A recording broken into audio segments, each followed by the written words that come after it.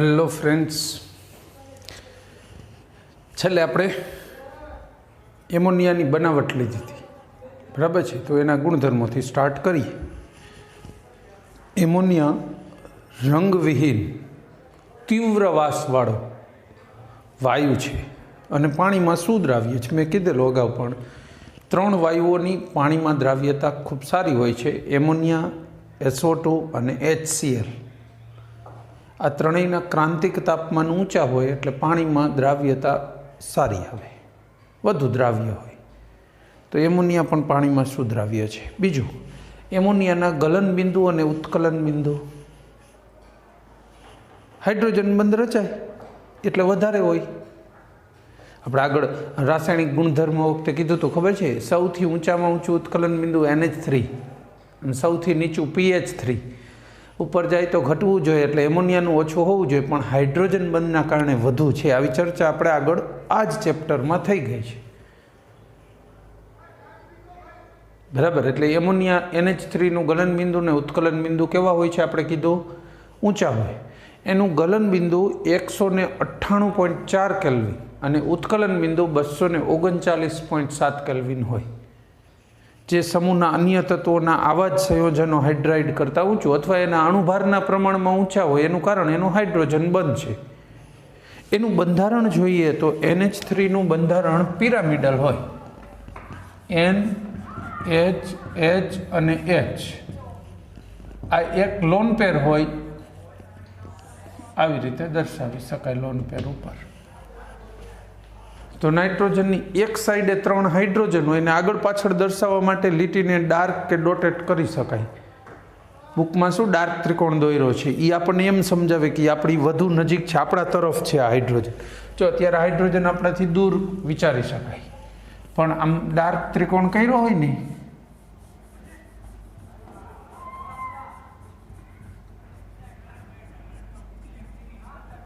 આ હાઇડ્રોજન, તો એ આપણી સામે છે અને આ સિમ્પલ લાઈન છે એ બોર્ડના સમતલમાં છે. તો આવું દર્શાવી શકો. આ થયું NH3નું બંધારણ.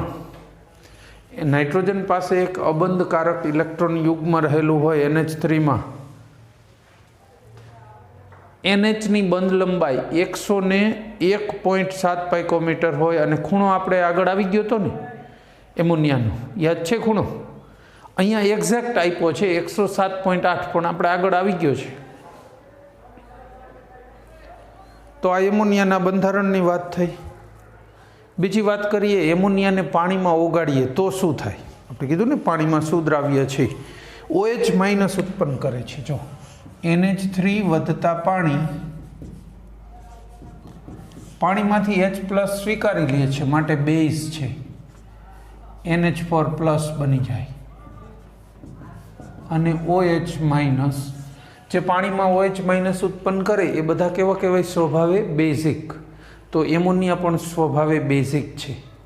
પછી કેટલી બેઝિકતા એ આ OHની સંખ્યા ઉપર ડિપેન્ડ કરે. ઓછી હોય છે માટે બેઝિકતા ઓછી હોય, પ્રમાણમાં નિર્બળ બેઝ છે. બીજું, પ્રબળ એસિડ હોય એની સાથે સોલ્ટ ઉત્પન્ન કરે. જો NH3 સોલ્ટ ક્ષાર ઉત્પન્ન કરશે, HCl હોય ને તો NH4Cl, NH3 વત્તા H2SO4 હોય તો NH4 twice SO4 ammonium sulphate. આવા એસિડ સાથે આવા ક્ષાર ઉત્પન્ન કરી શકે છે. પછી ધાતુના માની લ્યો કે સોલ્ટ હોય પ્રબળ એસિડ સાથેના, જેમ કે ZnSO4. આની સાથે આપણે એમોનિયાની પ્રક્રિયા કરીએ તો શું બની જાય? ZnOH twice. આની પ્રક્રિયા કોની સાથે કરીશું? NH4OH. કારણ કે એમોનિયાને પાણીમાં ઓગાળીશું એટલે શું બની જવાનું છે? પાણીમાં ઓગાળીએ એટલે NH4OH ને, તો એની સાથે પ્રક્રિયા થઈ જશે ZnOH ટ્વાઇસ અને એમોનિયમ સલ્ફેટ. આમ બને ઝિંક સલ્ફેટ અને ઝિંક સલ્ફેટ અને એમોનિયમ હાઇડ્રોક્સાઇડની પ્રક્રિયા થાય તો ઝિંક હાઇડ્રોક્સાઇડ બની. પછી માની લો કે અમુક ધાતુ હોય FeCl3, આનું ઓક્સાઇડ બનાવે, જલીય ઓક્સાઇડ. એટલે પાણી ધરાવતા હોય એવા ઓક્સાઇડ બની જાય NH4OH. ચાલો FeCl3 એટલે Fe2O3 બની જાય કથ્થાઈ રંગનો, અને HCl છૂટો પડે, NH4Cl છૂટો પડે, Fe2O3 XH2O અને NH4Cl. લો જરા બેલેન્સ કરીએ. 3 Cl છે ને, તો 3 તો અહીંયા જોઈશે મિનિમમ, તો 3, તો OH કેટલા થયા? 3 થયા. અહીંયા આપણે ઓક્સિજન કેટલા જોઈશે?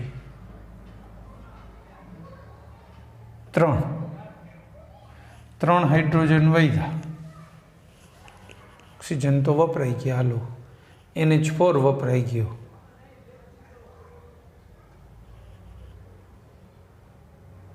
એ જે 3 હાઇડ્રોજન વધ્યા ને એ દ્રાવણમાં જો આજે OH ઉત્પન્ન કરે છે ને એની સાથે જોડાઈને 3 પાણી બનાવે, ઓલમોસ્ટ 3 પાણી જેટલું હોય છે.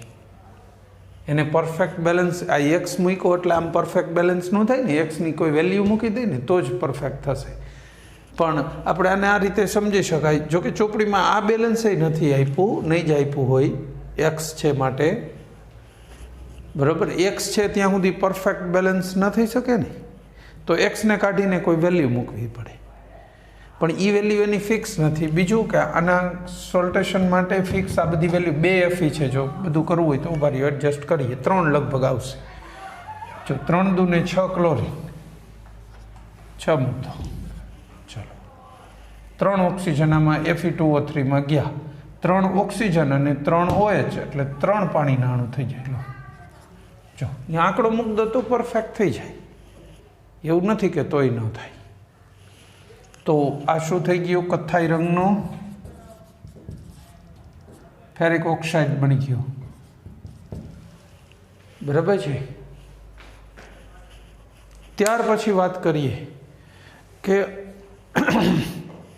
નાઇટ્રોજન ઉપર અબંધકારક ઇલેક્ટ્રોન છે, બરાબર ને? અબંધકારક ઇલેક્ટ્રોન યુગ્મ છે એમોનિયમ. એનો ઉપયોગ Cu+2 Ag+1 એની કસોટીમાંય થાય અને એની પ્રક્રિયામાંય થાય. જેમ કે Cu+2 વાળા કોઈ પણ સંયોજનો હોય એ રંગે કેવા હોય? આછા બ્લુ. પણ તમે એની અંદર એમોનિયા ઉમેરો એટલે એમોનિયા સાથે સંકીર્ણ સંયોજન બનાવે CuNH3 4 ટાઈમ +2 અને આ ડાર્ક બ્લુ હોય, ઘાટો વાદળી. બરાબર છે. આવો ડાર્ક બ્લુ રંગ, ઘેરો વાદળી રંગ બનાવે. આ સંયોજનને સંકીર્ણ સંયોજન કહેવાય. દ્રાવણમાં આયનીકરણ થતું રહેતું હોય છે, બંને તરફ દર્શાવે છે. પણ આ આછો વાદળી હોય એમાંથી ઘાટો વાદળી બને એટલે આપણને રંગ પરિવર્તન મળે ખરું? તો એના આધારે કસોટી થઈ શકે.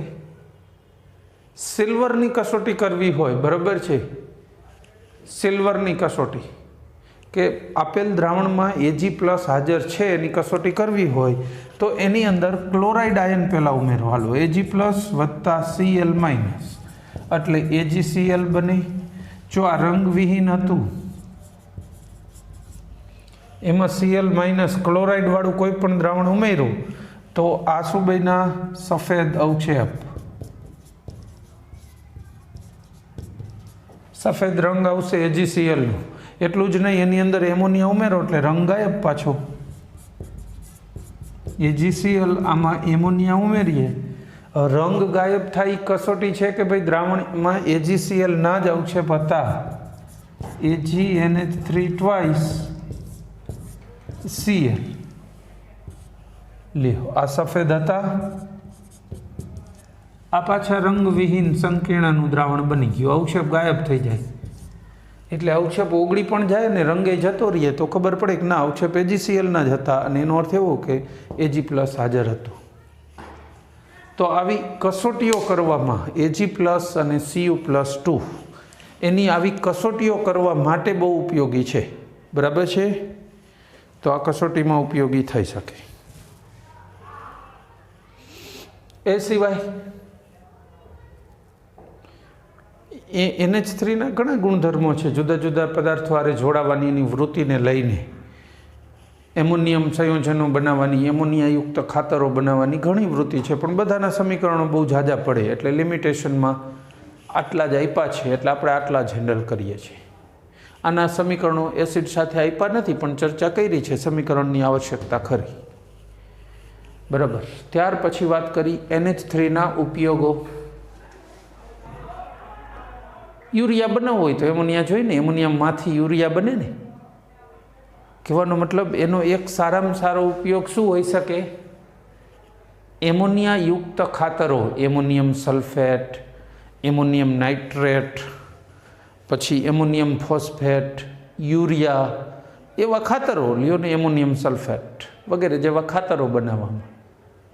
પછી અકાર્બનિક સંયોજનો એમોનિયાવાળા બનાવવા માટે ઉપયોગી છે. એમોનિયમ મોલિબ્ડેટ નામ સાંભળ્યું છે ને, કસોટીમાં વપરાતો પ્રક્રિયક છે એક, એમોનિયમ મોલિબ્ડેટ, મોલિબ્ડેનમ ધાતુ સાથેનો. તો આવા અકાર્બનિક સંયોજનો બને. પછી HNO3 બને. HNO3 એટલે એમોનિયાનું એક સારામાં સારું સંયોજન, પ્રયોગશાળામાં એમાં બધે ખૂબ ઉપયોગી છે, ઓક્સિડેશન કરતા તરીકે અને પ્રબળ એસિડ તરીકે બંને રીતે. પછી એમોનિયા અને ઇથરના મિશ્રણનો ઉપયોગ આજે મોટા મોટા કોલ્ડ સ્ટોરેજ હોય ને એમાં ઠંડક ઉત્પન્ન કરવા માટે થાય, એને પ્રશીતક કહેવાય. પ્રશીતક તરીકે એમોનિયા અને ઇથરના મિશ્રણનો ઉપયોગ કરી શકાય છે. આ એના ઉપયોગો થયા. આ સાથે એમોનિયાની કેમિસ્ટ્રી પૂરી, એની બધી ચર્ચા પૂરી. બરાબર. હવે નાઇટ્રોજનના વળી બીજા સંયોજનો લેવાના હોય, પણ એના બિટવીનમાં પ્રશ્ન કોયડો જે કાંઈ છે તો એને સોલ્વ કરી દઈએ. ચલો, કોયડા નંબર 7.4. શા માટે NH3 લુઈસ બેઝ તરીકે વર્તે છે?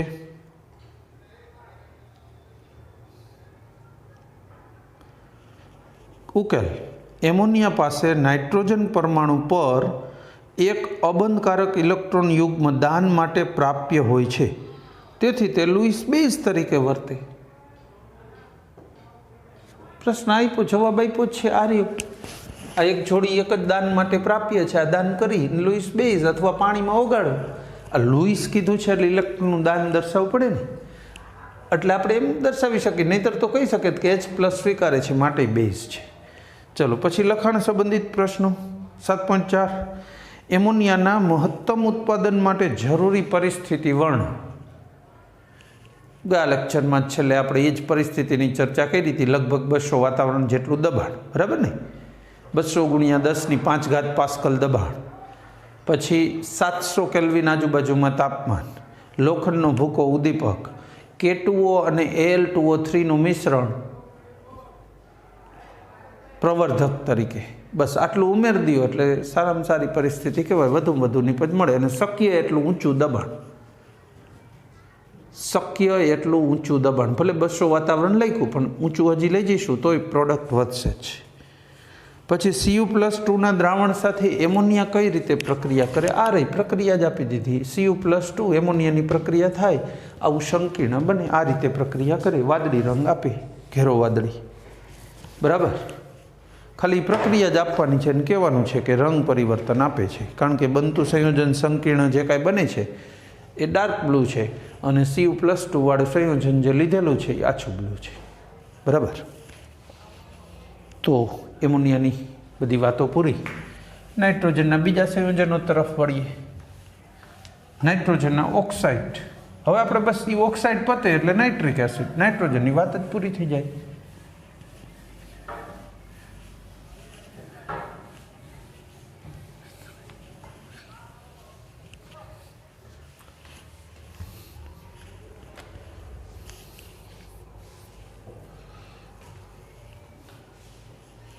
હવે એકાદ વીક થોડી ઝડપ રાખી કેમિસ્ટ્રીને થોડું વધારજો.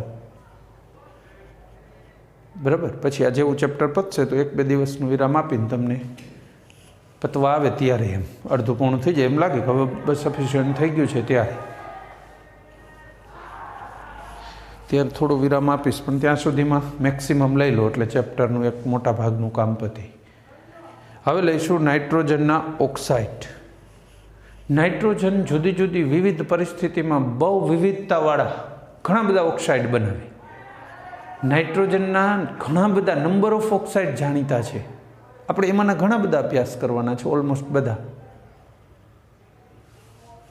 જોતા જઈએ એક પછી એક આ ઓક્સાઇડના નામ.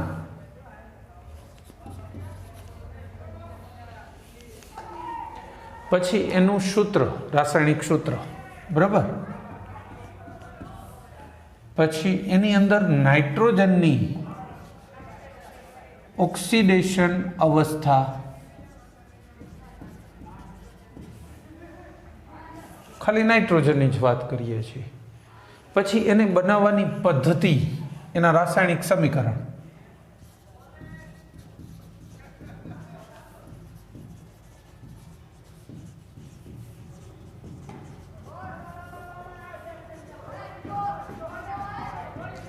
રાસાયણિક સમીકરણ. પછી એની ભૌતિક અવસ્થા અને રાસાયણિક સ્વભાવ. ભૌતિક રીતે ઘન, પ્રવાહી કે વાયુ છે. ભૌતિક અવસ્થા અને રાસાયણિક સ્વભાવ, આટલી વાતો કરીશું બધા ઓક્સાઇડ માટે. આ વાત પતે એટલે એના એક સંસ્પદનીય સૂત્રો દોરવાના છે, કારણ કે આમાં ઓલમોસ્ટ બધી વાત આવી ગઈ ને. અવસ્થા, બનાવવાની પદ્ધતિ, ભૌતિક રીતે એની કેવી લાક્ષણિકતા છે, બધી જ વાતો આમાં આવી જાય. બરાબર છે. સૌથી પહેલો લઈશું N2O. ચલો, આનું નામ શું કહીશું? સ્ટોક નોટેશન તો એવું છે ને, મોટા ભાગે ભલે ધાતુ માટે હતું, પણ હવે બધા માટે જ્યાં મલ્ટિપલ અવસ્થા હોય ત્યાં વાપરી શકાય છે. આવી રીતે તમે સ્ટોક નોટેશન મુજબ સરસ નામકરણ કરી શકો. નાઇટ્રોજન કાઉન્સમાંની ઓક્સિડેશન અવસ્થા 1 ઓક્સાઇડ કહી શકો. નાઇટ્રોજન 1 ઓક્સાઇડ, અથવા આપણી ભારતીય અને ઘણા બધા દેશોમાં પ્રચલિત પદ્ધતિ મુજબ નાઇટ્રસ ઓક્સાઇડ. નાઇટ્રોજનની અવસ્થા કેટલી થાય છે આમાં? +1. નાઇટ્રસ ઓક્સાઇડ, નાની અવસ્થાને અસ લગાડવાનું છે ને, તો આને નાઇટ્રસ ઓક્સાઇડ પણ કહેવાય. બરાબર છે. એટલે નાઇટ્રસ ઓક્સાઇડ. અચ્છા, એક બીજી રીતે આપણે જનરલ પદ્ધતિ મુજબ એવું કરી શકો, ડાયનાઇટ્રોજન ઓક્સાઇડ. તો આનું બીજું નામ શું થઈ જાય? ડાયનાઇટ્રોજન ઓક્સાઇડ અથવા નાઇટ્રસ ઓક્સાઇડ. કીધું ને, ઘણા બધા નામો થાય. આપણે આ એક સ્ટોક નોટેશનના લખી દઉં, બાકીના કહી દઉં છું. બુકમાં આપ્યા છે હું કહું છું, એટલે એના ઉપરથી તમને આઈડિયા આવી જાય. બનાવવાની પદ્ધતિ, એમોનિયમ નાઇટ્રેટનું ખાલી ઉષ્મીય વિઘટન, NH4NO3. આને ગરમ કરો એટલે N2O અને પાણી. બનાવવાની પદ્ધતિનું રાસાયણિક સમીકરણ, માત્ર એમોનિયમ નાઇટ્રેટનું ઉષ્મીય વિઘટન કરો, બહુ સરળતાથી બની જાય. હવે ભૌતિક અવસ્થા કેવી હોય છે આની? વાયુ, રંગવિહીન વાયુ હોય. અને રાસાયણિક સ્વભાવની વાત કરો તો તટસ્થ. જો આપણે એવું ભણી ગયા છીએ, નીચી અવસ્થાઓ કરતાં ઊંચી અવસ્થાઓ વધુ એસિડિક હોય. શરૂઆતના 2 તટસ્થ છે, પછી બધા એસિડિક છે. નીચે આવો એમ એસિડિકતા વધતી જાય છે. બરાબર છે, ધ્યાનમાં રાખજો ખરા. ચાલો, બીજો ઓક્સાઇડ પકડીએ. NO +2 અવસ્થા છે, તો અહીંયા નાઇટ્રોજન 2 ઓક્સાઇડ. આનું બીજું નામ એ કહી દઈએ, નાઇટ્રિક ઓક્સાઇડ. અહીંયા શું કીધું હતું? Nitrous oxide. આ નાઇટ્રિક ઓક્સાઇડ યાદ રાખવાના હો નામો. પછી આનું બીજું નામ એ નાઇટ્રોજન ઓક્સાઇડ ડાયરેક્ટ, એક સિંગલ. આમાં કેમ ડાયનાઇટ્રોજન ઓક્સાઇડ કીધું હતું? એવું નામકરણ કરી શકાય. હવે આને બનાવવાની પદ્ધતિ, કોની પદ્ધતિ વાત કરું છું? NO બનાવવા માટે NaNO2 સોડિયમ નાઇટ્રાઇટ, NaNO2, પછી FeSO4 ferrous sulphate, H2SO4 sulphuric acid. આની પ્રક્રિયા છે. ફેરસ સલ્ફેટમાંથી ફેરિક સલ્ફેટ બની જાય, Fe2SO4 થ્રાઇસ. ફેરસમાંથી ફેરિક બની ગયું. પછી આ સોડિયમ સલ્ફેટ આરે જોડાય NaHSO4 NO તો ખરું જ, અને વધઘટ પાણી વધે તો જોઈજો, હિસાબ કરી જોઈએ. પાણી તો આપણે તટસ્થીકરણમાં જરૂર હોય એટલું લેતા હોય છે, જરૂર હોય તો લેવાનું છે. ચલો આ 2 Fe છે એ 2 કરી દો. પહેલાં SO4 3 છે ને, અને પાછું આમાં આવશે 3 ભેગા લઈ લો એટલે 2 આમાં આપી શકાય. આ 2 સોડિયમ બરાબર છે, સલ્ફેટ થઈ ગયા. જો 3 ને 2 5, 3 ને 2 5, 2 Fe 2 સોડિયમ એટલું થઈ ગયું. નાઇટ્રોજન 2 છે ને. હવે ઓક્સિજનનો હિસાબ કરીએ એટલે આઈડિયા આવી જશે. સલ્ફેટ થઈ ગયા એટલે સલ્ફેટના ઓક્સિજન ન ગણો, આ ગણો. 2 દૂને 4 ઓક્સિજન છે, 2 અહીંયા ને 2 અહીંયા. હાઇડ્રોજન ગણો તો 3 દૂને 6 છે, 2 આમાં આવ્યા, 4 અહીંયા થઈ ગયો. તો આ NO બની ગયો. જો કદાચ કોઈ સમીકરણમાં ચોપડીમાં જૂનામાં તો ભૂલ હતી, આ નવામાં મારું એક્ઝેક્ટ ધ્યાન નથી, પણ અહીંયા બગડો નહોતો જૂનામાં. નવામાં જરા ચેક કરી લેજો. બાકી અમે લખ્યું છે બરાબર છે, એ પરફેક્ટ છે, એ રીતે લખી દો તો ઇટ્સ ઓકે. ગુણધર્મ સેમ, રંગવિહીન, વાયુ અને તટસ્થ. ટૂંકમાં એસિડિક બેઝિક નહીં, તટસ્થ, એ રીતે તટસ્થની વાત છે. ચલો રેડી. ત્યાર પછી આગળ વધીશું. ત્રીજો ઓક્સાઇડ પકડીએ.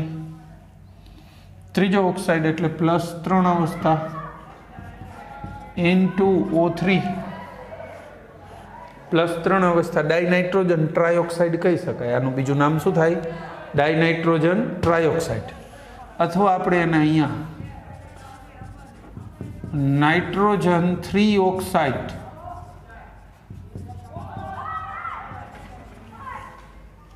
નાઇટ્રોજન 3 ઓક્સાઇડ +3 અવસ્થા. અને બનાવવો હોય +2 વાળો અને +4 વાળા, 2 ને ભેગા કરો એટલે વચ્ચેનો 3 વાળો બની જાય. જો આને પછી આપણે કયો લેવાના છીએ? +4. +4 એટલે N2O4 NO2, એ 2 +4 જ કહેવાય. NO2 લખાય. જો અહીંયા તમે શું લખી શકો? NO2. પછી સેમ જ લખવાનો છે N2O4. બરાબર. આમાંથી કોઈ પણ લો અને એક 2 વાળો લો. આપણે NO અને N2O4 લખીએ. ચાલો આ 2 ને ભેગા કરો, આની અવસ્થા 4 ને આની 2, તો આમાંથી શું બની જાય? N2O3 થઈ ગયા. જો 6 ઓક્સિજન થઈ ગયું કે નહીં? ખાલી આ 2 ને ભેગા કરીને 250 કેલ્વિન તાપમાને ગરમ કરવાના છે. અહીંયા NO2 લીધો હોત તો આ સિંગલ વાપરત અને N2O3 બનેત, પણ એના કરતાં આમાં વધુ સચોટ રીતે સારો બની છે એટલે આપણે આ રાખ્યું. બરાબર છે? N2O3. ચલો આ વાદળી રંગનો ઘન પદાર્થ છે અને એસિડિક. હવે અહીંથી બધા એસિડિક જ છે એટલે યાદ રાખવું સરળ છે. 2 તટસ્થ, પછી નીચે એસિડિકતા વધતી જાય, પણ સ્વભાવે એસિડિક તો કહેવાય. 3 વાયુ છે ને 3 ઘન છે. 1 ઘન કે પ્રવાહી ઓપ્શનલ છે. બાકી રનિંગ ભણી ગયા હોય એવા જ રંગો છે આ એક સિવાય. આ વાદળી યાદ રાખજો. NO2 +4 અવસ્થા છે ને. નાઇટ્રોજન 4 ઓક્સાઇડ કહી શકું. આને એ જ કહેવાય. નાઇટ્રોજન 4 ઓક્સાઇડ 4 ઓક્સાઇડ બંને નાઇટ્રોજન 4 ઓક્સાઇડ છે.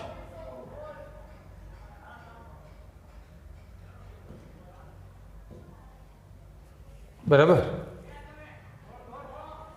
આને નાઇટ્રોજન ડાયોક્સાઇડ એ કહેવાય ને ડાયનાઇટ્રોજન ટેટ્રોક્સાઇડ એ કહેવાય. 4 ઓક્સિજન ડાયનાઇટ્રોજન ટેટ્રોક્સાઇડ અને નાઇટ્રોજન ડાયોક્સાઇડ, 2 નામો આપી શકાય છે. બરાબર. બીજું એક આનું નામ થઈ શકે. જો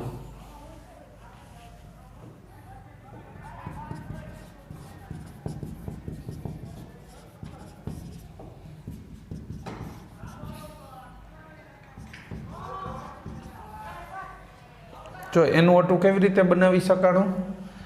નાઇટ્રસ અને નાઇટ્રિક એસિડમાંથી પાણી દૂર કરીને ને, એટલે આનું નામ નાઇટ્રસ નાઇટ્રિક એનહાઇડ્રાઇડ એવું પડે. એનહાઇડ્રાઇડ એટલે પાણી દૂર કરીને બનેલો ઘટક. NO2 નું બીજું નામ શું કહું છું? Nitrous nitric anhydride. તો એવું જ નામ N2O3 નું પાડી શકાય છે હો. 2 HNO2 હોય ને, આમાંથી પાણી દૂર કરો એટલે N2O3 મળે. નાઇટ્રસ એસિડ છે ને 2, એટલે નાઇટ્રસ એનહાઇડ્રાઇડ. આનું બીજું નામ શું છે? Nitrous anhydride. એટલે N2O3 નું એક હજી નામ મળ્યું. ડાયનાઇટ્રોજન ટ્રાયોક્સાઇડ તો હતું જ, પણ આવું નાઇટ્રસ એનહાઇડ્રાઇડ, આનું નાઇટ્રસ નાઇટ્રિક એનહાઇડ્રાઇડ. અને એવું નામ સામાન્ય રીતે કહેતા હોતા છે તો 2 એક જ. આને ઠંડુ પાડો NO2 ને એટલે આ બની જાય છે તો એ જ, પણ એનું એવી રીતનું નામકરણ કરાતું નથી.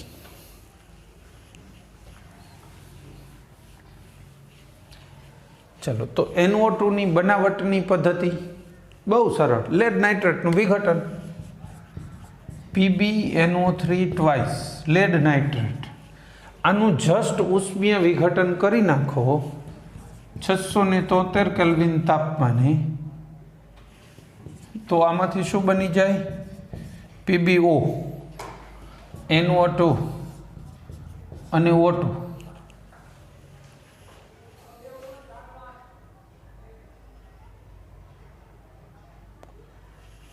એક જ હોય તો શું થાય? નહીં, 2 જોઈશે. ચલો, 4 અહીંયા આવશે ને, તો 4 NO2 બેલેન્સ કરીએ ભાડો. 3 દુ 6 દુ 12 ઓક્સિજન છે. 4 દુ 8 ને 2 10 2 12 થઈ ગયા. બરાબર છે? તો આ શું થઈ ગયું? લેડ નાઇટ્રેટનું ઉષ્મીય, કોઈ પણ નાઇટ્રેટનું વિઘટન કરો એટલે NO2 જ બને છે. આ જનરલ પણ ટેકનિક મુજબ પણ ચાલે છે. પછી NO2 આપણે પેલામાં પર્યાવરણવાળા ચેપ્ટરમાં આવતું હતું, હવામાં ફેલાય ને એટલે કથ્થાઈ રંગનું વાદળ છવાઈ જાય, યાદ કરી જવું. બરાબર છે? એટલે આ કથ્થાઈ વાયુ છે અને એસિડિક છે સ્વભાવે. હવેના બધા એસિડિક જ આવશે. બસ આ વાયુ છેલ્લો આવી ગયો, 3 જ વાયુ છે. હવે ઘન આવશે. ચાલો, ત્યાર પછી આ ડાયનાઇટ્રોજન ટેટ્રોક્સાઇડ અથવા નાઇટ્રોજન 4 ઓક્સાઇડ. આને બનાવવું હોય તો શું કરવાનું? NO2 ને લઈને ઠંડુ પાડો, N2O4, અને ગરમ કરો NO2. લ્યો, બનાવવાનું બહુ સરળ. બાકી બધા રંગવિહીન, આ 2 જ રંગીન છે એટલે બધા યાદ રાખવા એમ સરળ છે. રંગવિહીન. હવે આને તમે કેટલું ઠંડુ પાડ્યું છે એના ઉપર હોય કે પ્રવાહી રહે કે પછી ઘન બની જાય. વધારે ઠંડુ પાડી દે તો ઘન હોઈ શકે. એટલે ભૌતિક રીતે આ ઘન અથવા પ્રવાહી અને એસિડિક.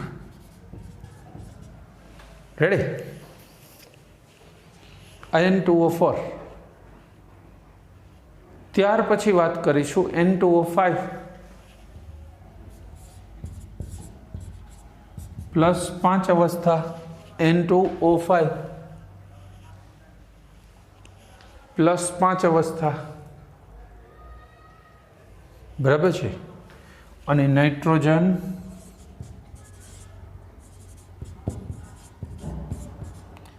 5 ઓક્સાઇડ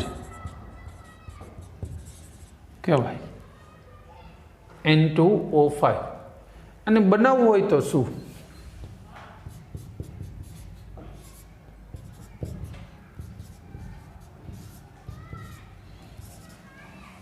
HNO3 વત્તા P4O10. આ બેમાં એક્સચેન્જ થઈ જશે. નાઇટ્રોજન આમાં જતો રહે અને ફોસ્ફરસ આમાં આવી જાય, એટલે 4 અણુઓ લઈ લો. ખાલી એક્સચેન્જ મેથડ જ છે.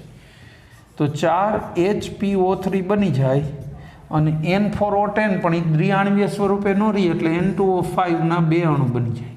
આ તો દ્વિઆણવીય છે, આપણે આગળ કીધેલું ઓક્સાઇડમાં P2O5 નું દ્વિઆણવીય સ્વરૂપ છે આ. પણ આ જ્યારે બને આ તો મોનો આણવીય છે, સિંગલ આણવીય, એટલે એ તો છૂટો પડી જશે. હવે રંગવિહીન ઘન 3 વાયુ છે, 1 2 ને 3, આ બાકીના 3 ઘન અને એસિડિક, સૌથી એસિડિક ઓક્સાઇડ હોય. ચાલો ગુણધર્મો થઈ ગયા. આને છે ને નાઇટ્રિક એનહાઇડ્રાઇડ પણ કહેવાય. શું કામ? જો HNO3 નાઇટ્રિક એસિડ હોય ને, આમાંથી પાણી દૂર કરો ને એટલે N2O5 મળે. નાઇટ્રિક એસિડમાં પાણી દૂર કરીને મળે એટલે આનું બીજું નામ શું પડે? આનું નાઇટ્રિક એનહાઇડ્રાઇડ અથવા ડાયનાઇટ્રોજન પેન્ટોક્સાઇડ એવું નામ કહી શકાય. અને આ ચાલે. તો એ બધા નામોથી આપણે રૂટીનમાં એને ઓળખી શકીએ છીએ. N2O5. બીજું NO2માં અયુગ્મિત ઇલેક્ટ્રોન હોય છે એટલે અનુચુંબકીય ગુણધર્મ હોય, એટલે જ રંગીન છે. અને એટલે જ એવા 2 અણુ ભેગા થઈને આનું નિર્માણ કરે છે. એટલે આની અંદર અયુગ્મિત ઇલેક્ટ્રોન રહેલો છે NO2, જેના કારણે એ દ્વિઆણવીય સ્વરૂપ N2O4 દર્શાવે છે, રંગીન બને છે અને અનુચુંબકીય હોય છે. બરાબર.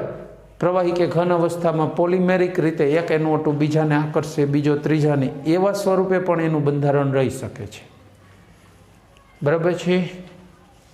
તો આ સાથે આપણે શેની ચર્ચા પૂરી કરી? નાઇટ્રોજનના વિવિધ ઓક્સાઇડની બનાવટ, ગુણધર્મો વાતો કરી દીધી. આગળ વધીએ.